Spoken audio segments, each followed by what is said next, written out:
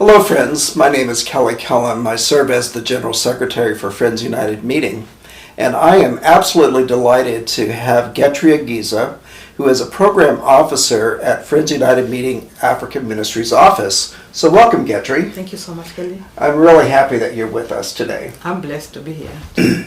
So can you tell us a little bit about the work you do on behalf of Friends United Meeting? I've been involved, especially, let me start with Quakers, on matters of peace and reconciliation work after the election violence. I come up with, I think, a called message in the Ministry of Peace and Reconciliation to help group mitigate violence whenever they happen.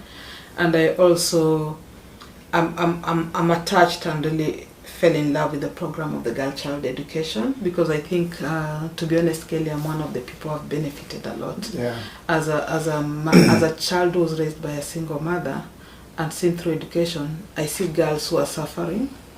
And one thing I never tell people is my history, because when Eden Grace was doing the girl child education in Turkana and Samburu, the vulnerability of those people started long time ago during my mother's era, and she's one of the people who were forced to get married early.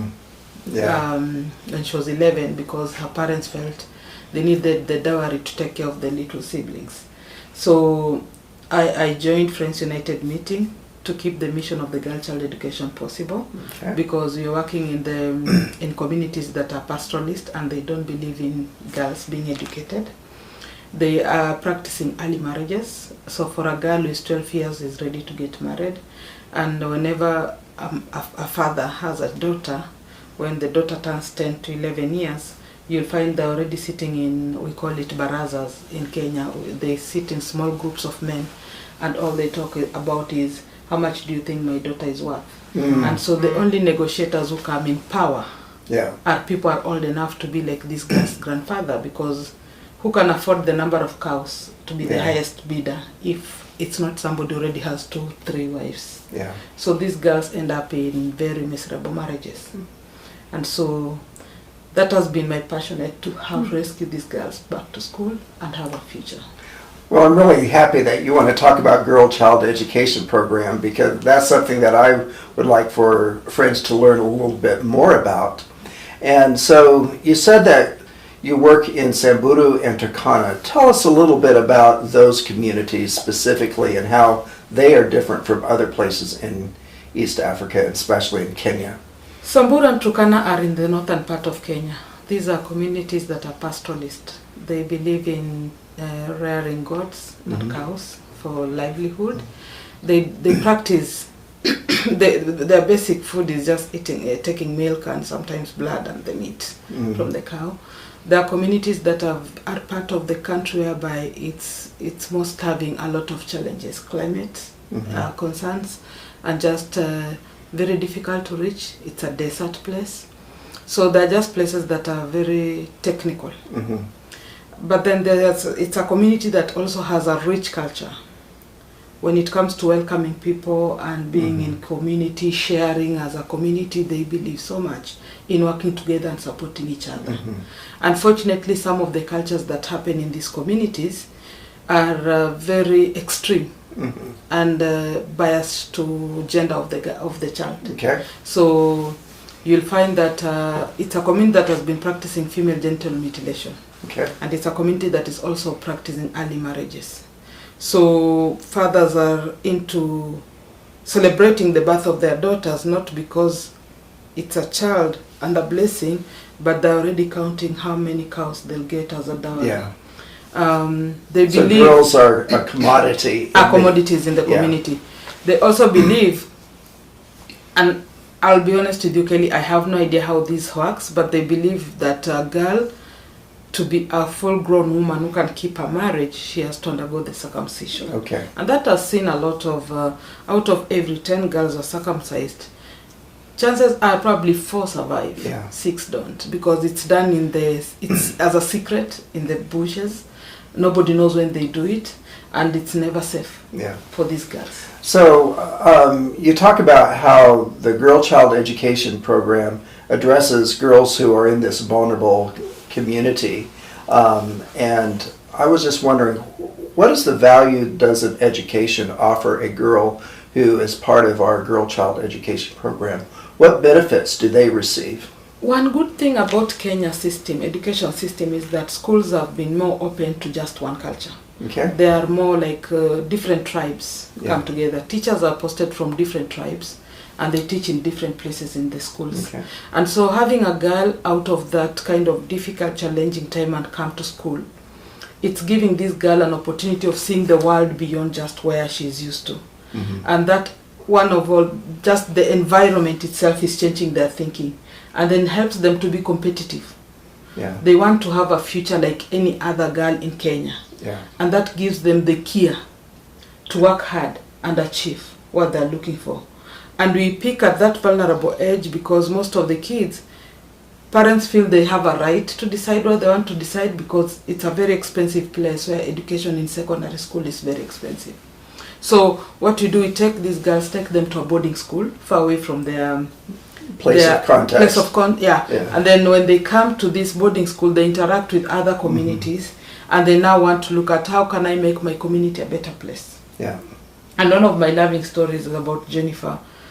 Jennifer has been a beneficiary of girl child education. She's now, she does a very interesting profession. She's a surveyor, which is also not Yeah. a women's role in Kenya. We don't have female surveyors, I think, not more.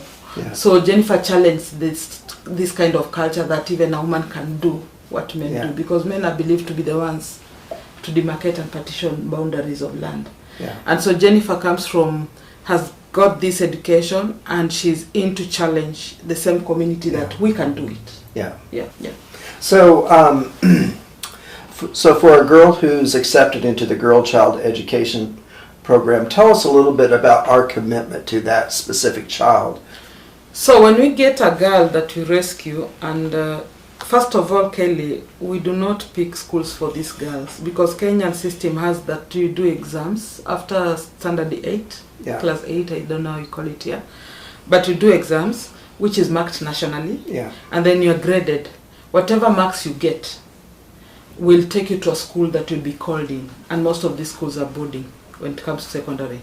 So when you're called to a school and you feel like that's a girl we want to support, we get the letter and make sure that we work with our missions, both Samburu and Turkana offices, to make sure that they get the school and look at the girls that are needed, and we commit to support with tuition fees and food. So it's fees and food and And uniforms. and uniform, and then there are those basics like uniform, and depending with cases, sometimes you look at if the mother is willing to support, maybe give the child some pen or uniform. Yeah. We accommodate that too. Yeah. But then we follow up those critical conditions, like a girl does not have anything, Yeah. and so how do we make sure we complement so that What she they're needs. comfortable in school? Yeah. And I think a unique part also about this program is that if you are accepted into this program at the very beginning of your secondary training, we'll follow that girl all the way through her secondary training. We do. When you get to Form 1, it's a 4-year course. We'll make sure we get to the Form 4, and sometimes we end up connecting you to a college. Yeah. So when you get a letter to a college, if you need an online application, we do not necessarily pay for university, but there are government education loans for university, Yeah. which is available for Kenyans, and we try to make sure that we connect you to the right. Yeah. Yeah. And so when we accept a girl into the program, we make sure that we budget enough in that account so that we can see her all the way through, because we don't want to abandon her in the middle of her education. Yeah, Kelly, and like in Kenya right now, a structure has it that fee for this girl for 1 year, I'll say it's between $550 depending on how the dollar will be behaving. But then now the girl needs it for 4 years. Yeah. So once we are sure, because previously we'll just say, friends, can you give us money to support these girls? But where we are right now, we do not want to risk these girls hanging on the way. Yeah. So we try to make sure that we keep this girl in school for 4 years with enough resources so that they're not stuck Yeah. Yeah. on the way. So tell us a little bit about where you want to go with this project, specifically in the mentorship program that you want to implement, and what is it that you're wanting to do as we grow the program?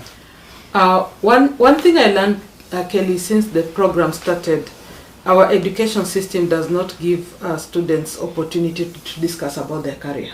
Mm-hmm. And it gives us concern because a child performs so well, gets good grades, and then it's like they're not able to know what they want to do. So one of the big things we're looking at as we walk into the future is we want to start a robust session of mentoring progress. Mm-hmm. A mentoring session with this girl, we get all the girls who are sponsored, if it's Samburu at one place, and then we bring speakers to talk to them about career development. But apart from that, we also just want to talk about spiritual leadership and give them the spiritual nourishment aspect of it, and also just look at the emotional background of it, and set them free. And another plan is to connect them to local mentors, so that they can have somebody they can call on whenever they are needed, and it's reaching very fast. Because I'm in Kisumu, I'll not be able to be traveling every day that in a school being called. But once we have mentors at the local level, they're able to give us report on what are needed and how do we get involved in. So that's where we are going to, so that we are working with this girl, not only paying school fees, but throughout as they try to shape their life. Yeah. So, Getry, can you tell us about how many girls are currently enrolled in the program? It's been over 15 years since this program started, and so far, as per our record, we have approximately 600 girls who have already benefited from this program. Okay. And I think we got a halt during COVID because of the challenges we experienced, but we want to pick up from there, because 600 is a drop in the ocean, but that doesn't mean that we have not done a big impact. Looking at Grace, looking at people like Jennifer, it means that we are still having good people who are doing also more.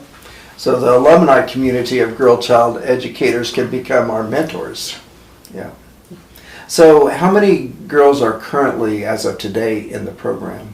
Right now in the program in Turkana, we have 10 girls who are getting scholarship, and they're doing their final exams this year. And then in Samburu, we have 12 girls who are doing a program, but the ranges from Form 1, Form 2, Form 3, and Form 4. Yeah. And so these ones will go another extra 2 years. Chwele, we have 3 girls, and Lindi, which is Kibra slums in Nairobi, we have 3 girls. Okay. Yeah. Wonderful. Again, thank you. Thank you so much. Really appreciate the work you do. Thank you.